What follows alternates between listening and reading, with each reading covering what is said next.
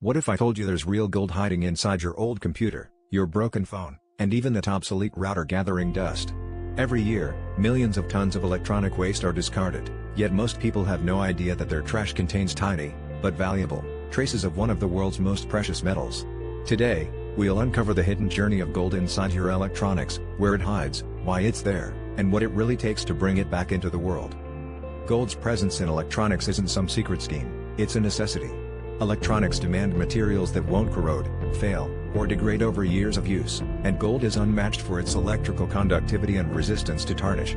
Macro visuals of circuit boards, with glowing gold highlights, reveal the truth. Gold coats connector pins, CPU contacts, RAM fingers, and server board edges, critical touch points that need to transmit signals reliably.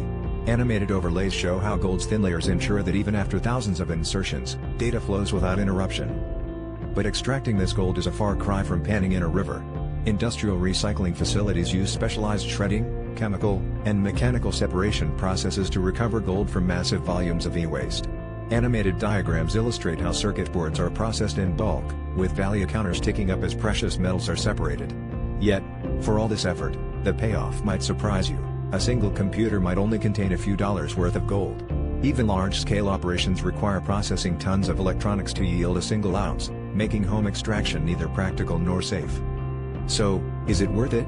Financially, electronic gold recovery makes sense only at industrial scales, where volume and efficiency offset the time, energy, and environmental costs. And those costs are real. Improper recycling can release toxins, pollute water, and harm communities. Responsible recycling, however, can help recover value while protecting the planet. If you've enjoyed this glimpse into the hidden world of gold in your gadgets, consider donating or recycling your old electronics responsibly, and keep an eye out, because sometimes, treasure is hiding in plain sight.